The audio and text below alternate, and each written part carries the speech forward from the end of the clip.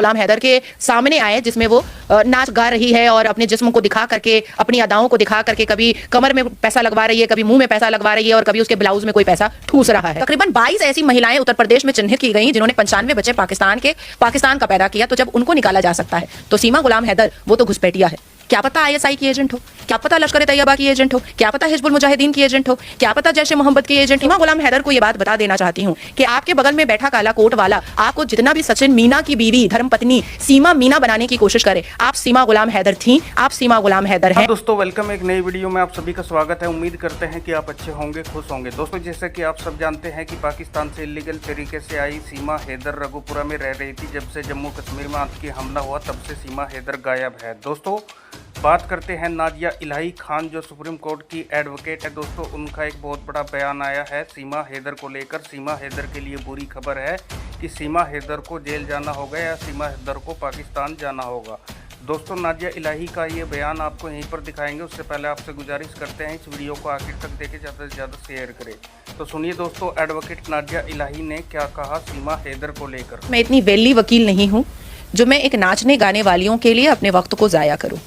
मेरे पास देश के हित में और देश के प्रति बहुत सारे ऐसे काम होते हैं कानूनी जिसको मैं करती हूँ और इतिहास के पन्नों पर मेरा नाम लिखा है कि इस देश से ट्रिपल तलाक हटाने में मेरे पिटीशन ने अहम भूमिका सर्वोच्च न्यायपालिका में निभाई है। और ऐसे कई अहम पिटीशन जो है वो सर्वोच्च न्यायपालिका में मेरी चल रही है, यहाँ तक कि कलकत्ता हाई कोर्ट में भी।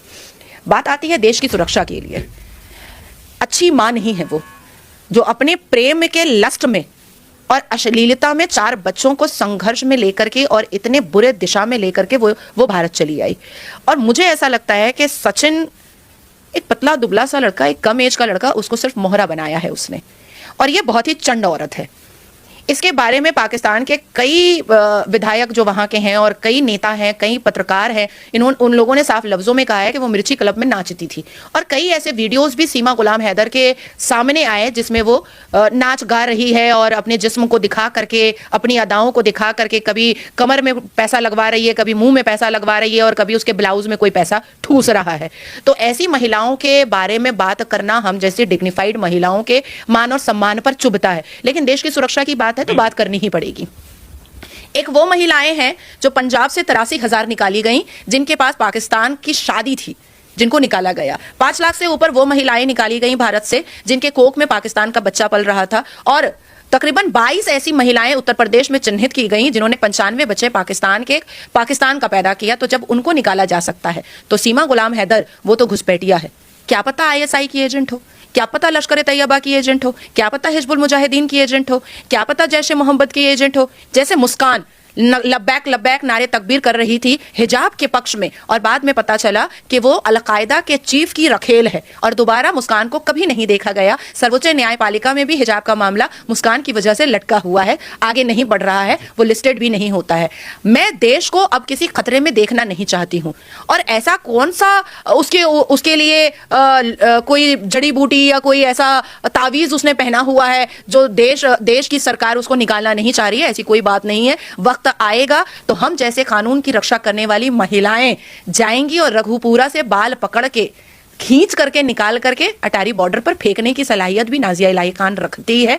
अभी जितना मजा उसको लूटना है और उनके आसपास के लोगों को लूटना है उसके शरीर से लूट ले। हम जब मुंह खोलते हैं तो अंजाम तक पहुंचते हैं, सिर्फ हवाबाजी नहीं करते हैं। मैं सीमा गुलाम हैदर को यह बात बता देना चाहती हूं कि आपके बगल में बैठा काला कोट वाला आपको जितना भी सचिन मीना की बीवी धर्मपत्नी सीमा मीना बनाने की कोशिश करे, आप सीमा गुलाम हैदर थी, आप सीमा गुलाम हैदर हैं और आप सीमा गुलाम हैदर उस वक्त तक रहेंगी जब तक हम जैसी भारत की बेटियां आपको अटारी बॉर्डर तक ना फेंक दें। हम आप पर शक करते थे, शक करते हैं और शक करते रहेंगे। जिस सरकार का संरक्षण लेकर के आपको ऐसा लगता है कि आप बच्चा पैदा करने के बाद भारत में रह सकती हैं, इसी सरकार की मौजूदा सरकार में कई ऐसे जजमेंट्स आए हैं और कांग्रेस की सरकार के वक्त भी कई ऐसे जजमेंट आए हैं कि लड़की जो है वो पाकिस्तानी है और लड़का भारतीय है और बच्चा पैदा होने के बावजूद भी ह्यूमैनिटी ग्राउंड पर जजमेंट जज ने दिया है कि साल में एक बार आप अपने बच्चे से आकर के मिल सकती हैं।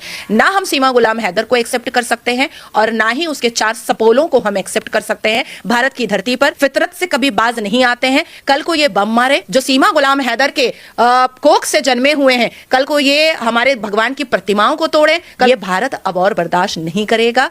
मैंने पहले भी कहा है कि हर एक पर प्रश्न चिन्ह लगाया जाएगा। जो भारत में रह रहा है, जब मैं उस पर लगा रही हूं, उसकी हरकतों पर और उसकी शब्दावली पर, तो ये तो घुसपैठिया थी, घुसपैठिया है, घुसपैठिया ही रहेगी। 22 तारीख की घटना के बाद कोई भी उनके सोशल मीडिया पर देश से जुड़ा हुआ, जैसे वो 15 अगस्त को नारा लगाती थी भारत माता की जय का, तिरंगा फहराती थी, 26 जनवरी करती थी, 22 तारीख के बाद उनके सोशल मीडिया पर भारत में इतनी बड़ी घटना हो गई, 26 लोगों को मार दिया गया, भारत पाकिस्तान के बीच युद्ध भी हुआ, लड़ाई भी हुई, उनकी कोई भी वीडियो इस पर नहीं आई देश के प्रति।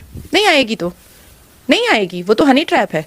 और आपको क्या लग रहा है कि वो सचिन मीना के लिए यहाँ आई है? नहीं, कुछ ऐसे लोग हैं जो काला कोट पहनते हैं और बलात्कारियों के लिए ह्यूमन राइट्स पिटीशन डाला करते थे। देश की सर्वोच्च न्यायपालिका को ये बताया करते थे कि बलात्कारी भी इंसान होता है।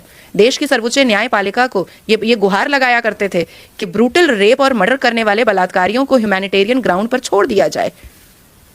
साजिशें बहुत लंबी हैं और उसको डिकोड करना हमारे कर्तव्यों का पालन है और हम करेंगे।